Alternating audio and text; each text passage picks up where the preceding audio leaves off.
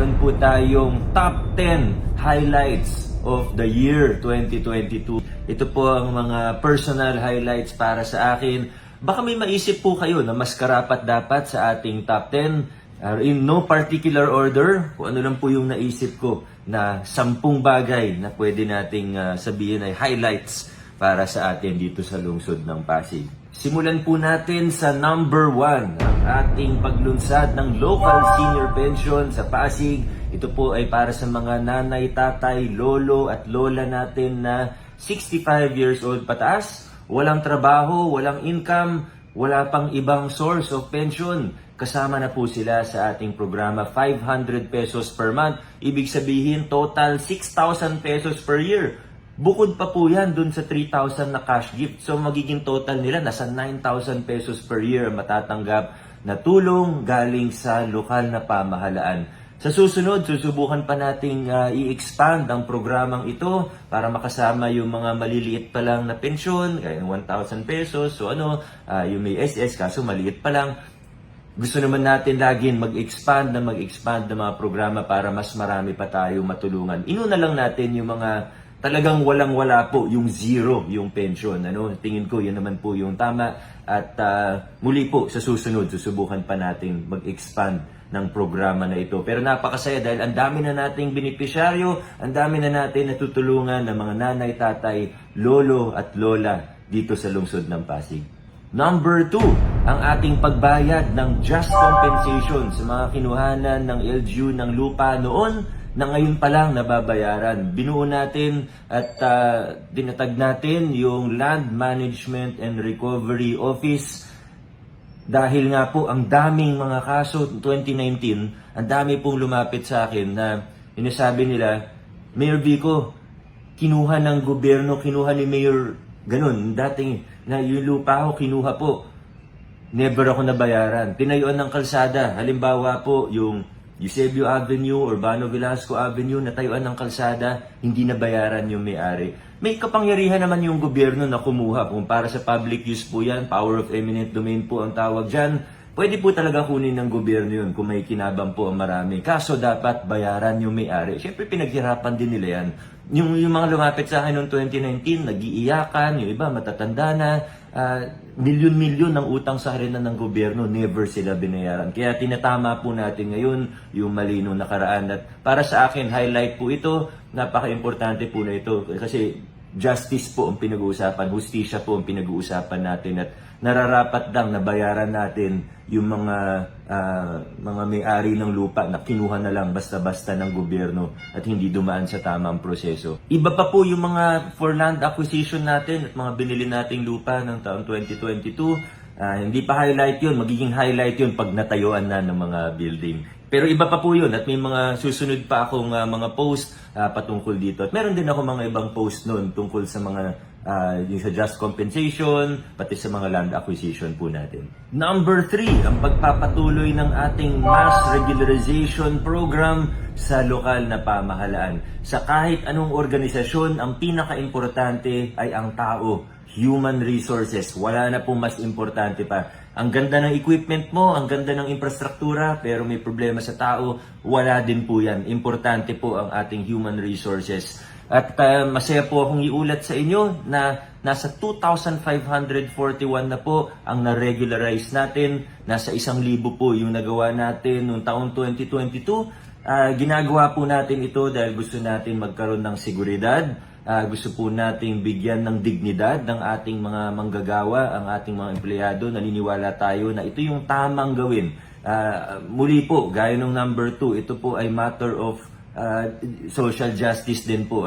At higit pa ron, nilalayo natin sila sa politika. Dapat pag nagtatrabaho, wala na pong pag-uusapan na politika kung empleyado ka ng lokal na pamahalaan. Tinatanggal, binabasag natin yung patronage na alam po natin, yung patronage politics na yan, nakadikit yan sa korupsyon at taliwas yan sa epesyenteng pagpapatakbo ng isang gobyerno. Kasama po rito ng ating mass regularization program ay ang pag-promote dun sa mga kwalipikado, pagtataas ng sweldo sa mga mabababa ang sweldo, gaya ng mga street sweepers natin, ng mga Pasig health aid natin na nagtatrabaho sa mga center natin. Gusto nating taasan ang kanilang sahod, gusto natin di sila nakaasa sa politiko o sa ano, kundi binibigyan natin ng dignidad, ng seguridad at nilalayo natin sa politika ang mga empleyado. Para naman sa mga hindi kwalipikado, tuloy-tuloy yung mga capacity building, human resource development,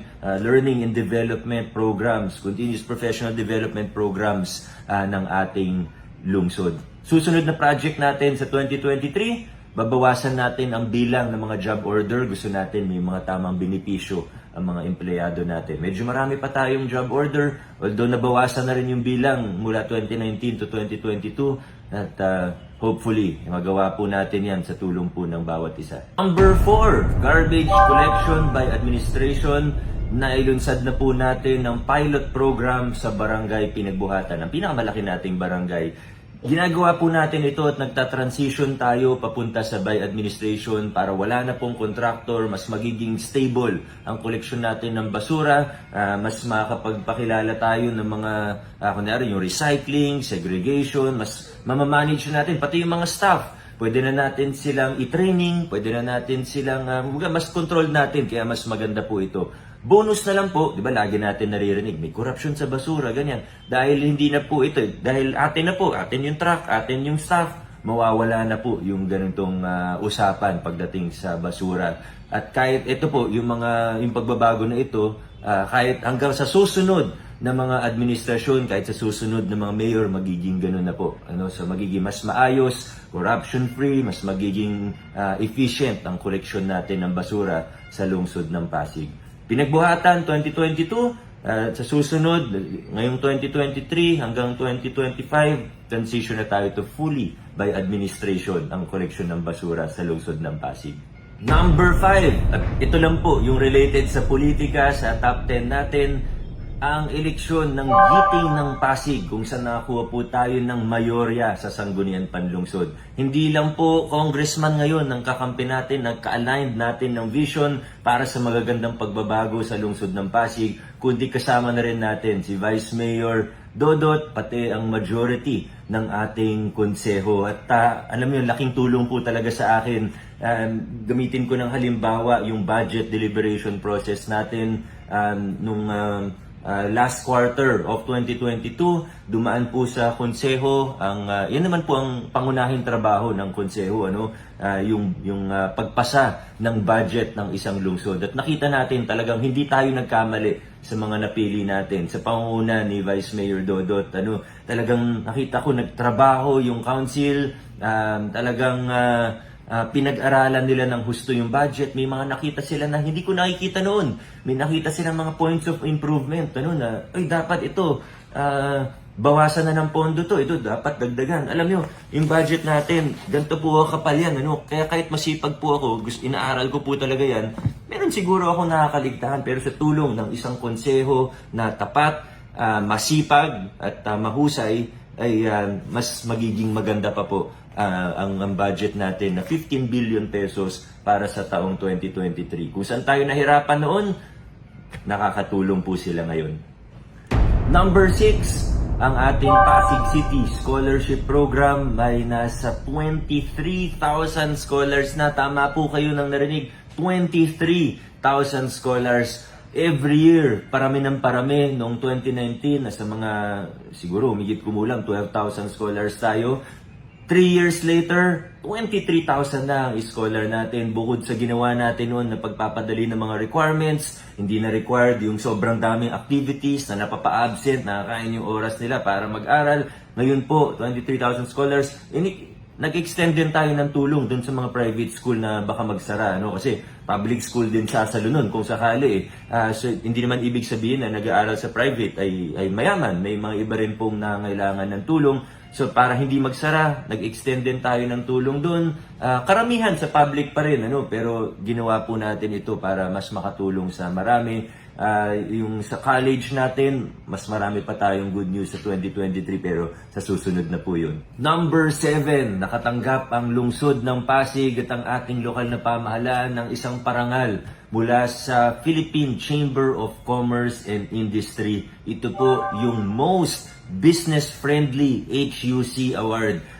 Napakasaya ko po nung natanggap natin. Ako, hindi ako mahilig sa award. Kung mapapansin po ninyo, sa 3 years ko po bilang mayor, halos hindi ako nag-post tungkol sa mga award. Lalo na ko kung para sa inyong individual award, yung para sa akin lang po. Isang beses lang po ako nag-post, yung anti-corruption champion. Yun lang po yung pinost ko. Yung mga iba, hindi ko po masyadong pinapansin kasi naniniwala ako na team effort ang lahat ng ginagawa natin. Hindi lang po dapat ako yung mapansin o mabigyan ng parangal. Team effort po ito. Kaya sa lahat ng award na natanggap ko sa nakaraang 3 taon o natanggap ng city, ito po yung pinaka-proud ako. Dahil ito po ay culmination ng ilang taon o 3 taon ng pagsusumikap natin para ayusin ang mga business permits natin, streamline ang mga proseso, yung sinasabing ease of doing business, anti-red tape, dahil ang lifeblood ng ating lungsod, ng ating gobyerno ay ang mga taxes at karamihan ng taxes ay nagagaling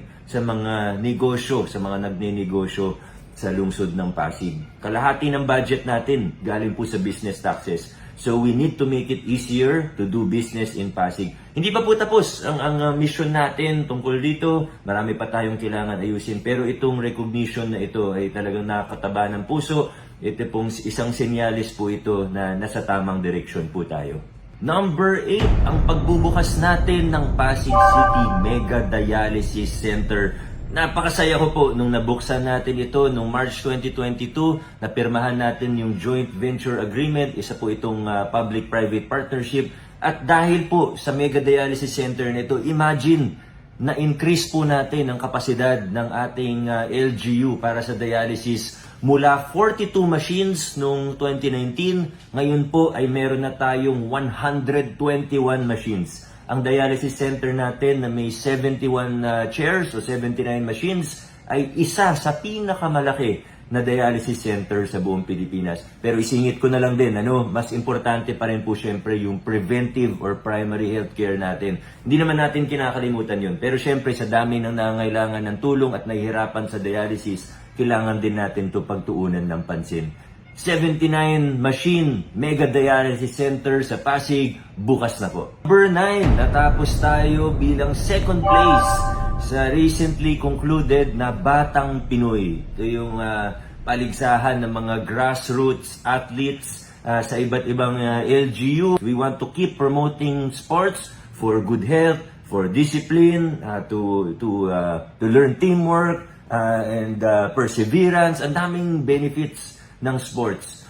Natutuwa po ako dahil nagdaan ng pandemya, walang competition. Ngayon, finally, nailalabas na ng mga Pasigueño athletes ang kanilang galing. Marami pang ibang competitions, meron pa nga sa abroad, meron mga medals din tayo sa mga ibang competitions. Yung sa chess, nag-back-to-back tayo sa pick-up. Marami pang iba, no? Pero ito yung Batang Pinoy, ito yung pinaka-culmination. Pandemya, hindi tayo tumigil sa ating sports program. Minsan bawal yung face-to-face, bawal. Pero hindi po tumigil yung mga ginawa natin ng paraan para tuloy-tuloy yung suporta at ang training para sa ating mga atleta, suporta sa ating mga coaches. Kaya congratulations sa mga atletang Pasigueño. Second place tayo, pero maganda-gandang finish na rin po ito. Ang target natin, mag first place naman sa susunod. Subukan natin, malay natin, di ba? Medyo mahirap po yun kasi yung first place ngayon, Baguio City, napakaganda rin po ng sports program nila. Friendly competition lang naman po yan between LGUs. At ang totoo, isa po sa mga role model ko rin yan si Mayor Benji Magalong, isang champion of good governance din po yan. Pero muli po, ako ay proud na proud sa mga atleta natin, sa lahat ng mga competition na nasalihan sa 2022, culminating in Batang Pinoy sa Vigan noong Disyembre. At panghuli, sa number 10. Ito po, inuulit ko, no particular order yung top 10 ko. Pero yung panghuli natin, number 10, nakakatuwa po kasi na unti-unti bumabalik na tayo sa mas normal na pamumuhay. at yung mga Christmas activities natin, more or less back to normal na po. Kaya yung himig pasigenyo, yung hataw pasigenyo, at yung paborito ng lahat, ang Pasko Titap ay nagbalik na po. 2020, wala talaga. 2021, nagpaplano na tayo, kaso medyo naudlot kasi pa-surge ulit. Pero ngayon 2022, pinapakita natin na nalagpasan natin yung COVID-19. Huwag maging kampante mag-ingat pa rin po tayo. Yung mga health protocols natin, in place pa rin yan. Pero kahit papano, pwede na magkaroon ng mga malalaking gathering, may mga concert, di ba? Ang saya, sa lahat ng pinagdaanan nating pagsubok mula March 2020 hanggang sa kasalukuyan, halagang masayang-masaya po ako na nandito na po tayo ngayon. Kaya yung mga Christmas activities natin, halagang highlight po yan sa ating taon.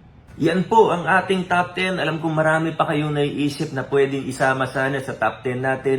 Pero hindi ko naman po kayang banggitin lahat sa loob ng isang 15 o 20-minute video sa dami ng nangyari buong year 2022. Yung mga infrastructure works, hindi ko na rin po nabanggit gaya nung rehabilitation ng Parian Creek, yung depot, yung isang building sa RIV, yung RED, yung mga street lights natin, yung lighting natin ng mga kalsada, yung pag-dredging ng mga creeks, improvement ng sidewalks, drainages, kung ilan ba yan, yung Oplan Kaayusan na araw-araw po natin ginagawa para makabisita po kami ni Nakong at Vice sa iba't ibang lugar sa Pasig, yung waterproofing ng Mega Market, pumping stations, improvement ng quadrangle. Ang dami pa natin pwedeng banggitin, pati sa infrastructure works. Pero gusto ko lang po sabihin na although marami naman pong nagawa noong 2022, sa 2023, mas marami pa po, lalo na yung mga infrastructure projects natin. Dahil habang nagtatagumpay po tayo sa pag-aayos ng ating pamahalaan at sa laban kontra korupsyon,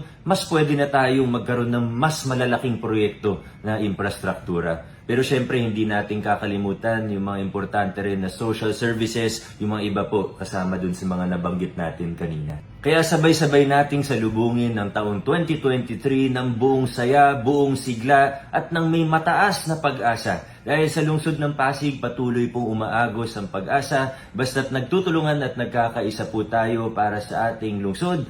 The best is yet to come for Pasig City. Maraming salamat at Happy New Year sa ating lahat.